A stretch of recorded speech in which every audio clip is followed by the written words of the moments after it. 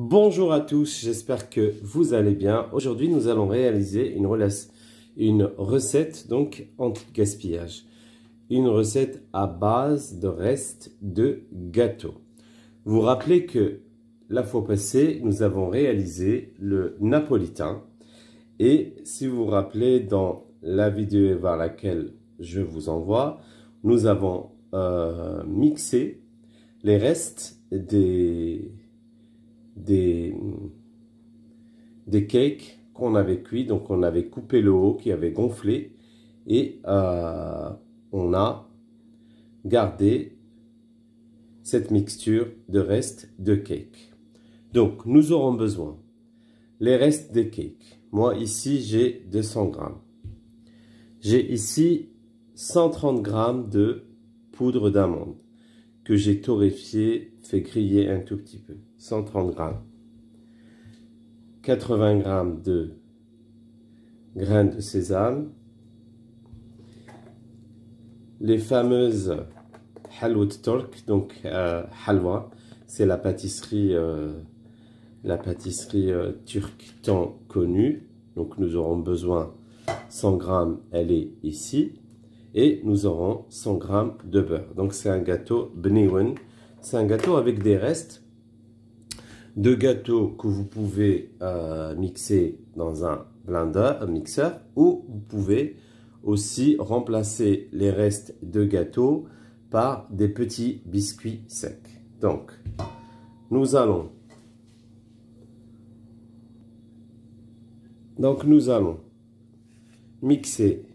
mélanger plutôt le beurre bien fondant comme une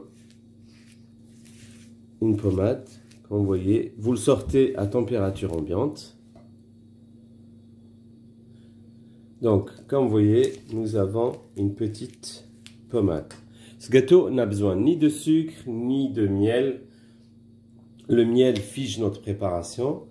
Donc comme tout est sucré ici, il y a déjà du sucre dans le gâteau. Cette fameuse pâtisserie turque que vous connaissez tous, halwa turk, halva, vous pouvez regarder dans les magasins, est sucré aussi, donc il n'y a pas besoin de beaucoup de sucre. Donc nous allons mettre nos 200 grammes du biscuit.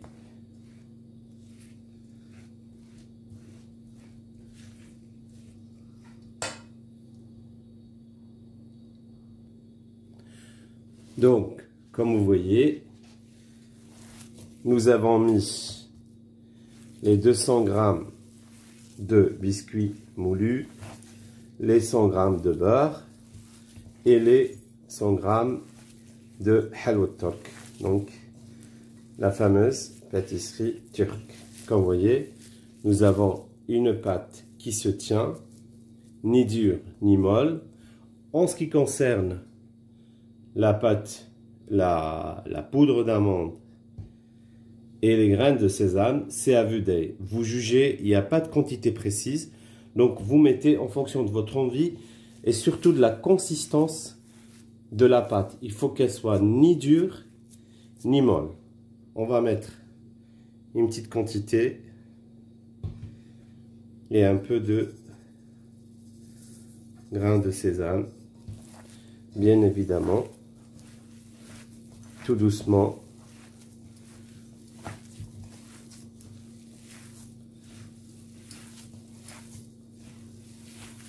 Voilà. On va en rajouter encore un peu. Comme je vous ai dit, c'est en fonction de votre quantité. Ce gâteau n'a pas beaucoup de précision. Et encore un peu de grains de sésame. Donc à vue d'œil, il n'y a pas de précision, vous faites comme vous voulez, jusqu'à ce que vous ayez une pâte qui se tient pour faire des boules. Voilà. On va en rajouter encore un peu. On en a encore toujours, comme vous voyez, on a encore de la poudre d'amande et encore les graines de sésame. Moi, j'avais 130 g de poudre d'amande et 80 g de grains de sésame. Voilà. Il faut qu'elle soit pas trop molle. Encore un peu de grains de sésame et donc, comme vous voyez, notre pâte est pas mal. On arrive à faire des petites boules. Voilà. Et nous allons passer à l'étape du façonnage. Donc, comme vous avez compris, ce gâteau ne cuit pas. Il est déjà prêt, sans aucune pause. Je suis à 5 minutes de la vidéo, plutôt 6 minutes. Donc, comme vous voyez, c'est tout simple et avec très peu d'ingrédients. Donc, c'est un gâteau anti-gaspillage et de récupération. Vous faites des boules, comme ça. Je vais en refaçonner une autre. Voilà, devant vous. Une deuxième. Séparée, bien sûr. Une troisième. Et ainsi de suite.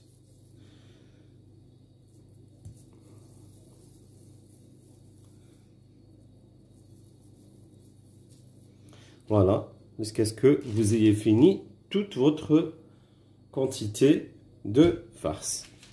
Et nous allons passer à la suite de cette vidéo.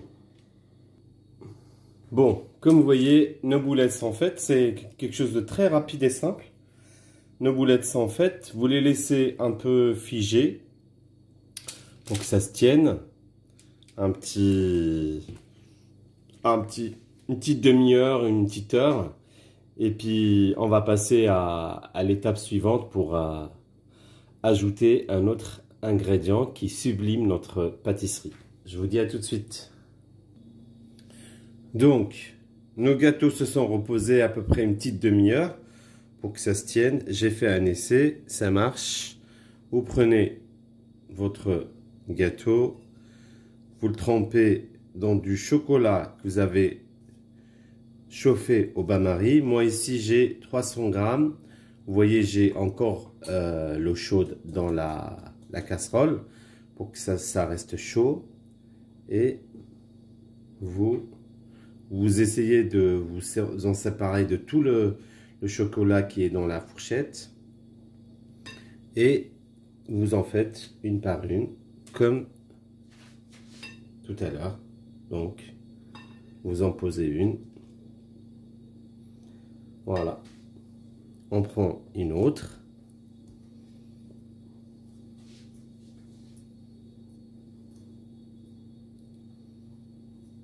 Voilà. Comme vous voyez, vous essayez de vous en séparer du reste de chocolat. Vous en mettez une et ainsi de suite pour faire toute votre quantité. Donc, comme vous voyez, nous avons enrobé tous nos gâteaux avec du chocolat. Donc moi, pour cette quantité-là, j'ai eu besoin de 300 grammes de chocolat noir que j'ai fait fondre dans du bain-marie. 300 grammes de chocolat. Donc, laissez-les bien durcir. Là, il se fait tard, c'est la nuit. Moi, je vais les laisser durcir toute une nuit. Et nous allons continuer plus tard pour finaliser nos gâteaux. Donc, je vous revois pour l'étape suivante. Alors, pour profiter du moment que le chocolat est encore mou et pour que ça tienne, on peut les décorer de plusieurs manières. Vous pouvez, donc, moi j'ai des petites boules de décoration que vous pouvez saupoudrer sur vos gâteaux. Donc ça donne de l'appétit aux enfants, ça les attire, c'est coloré. Voilà. Vous pouvez mettre un peu de grains de sésame.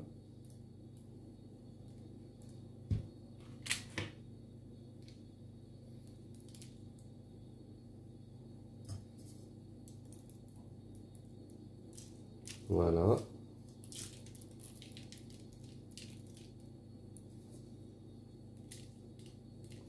Et les décorer de mille et une façons, donc il n'y a pas de manière précise.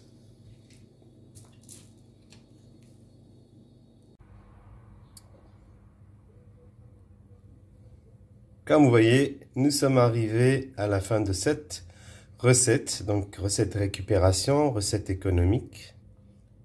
Recette économique où avec les restes d'un gâteau, on peut faire un autre gâteau. Donc rien ne se jette. Comme vous voyez, c'est très appétissant. Ça donne envie. Très facile à faire. Pas compliqué. Et assez généreux pour la quantité qu'on a pu faire. Donc vous allez voir la suite où j'ai découpé une. Vous allez voir l'intérieur.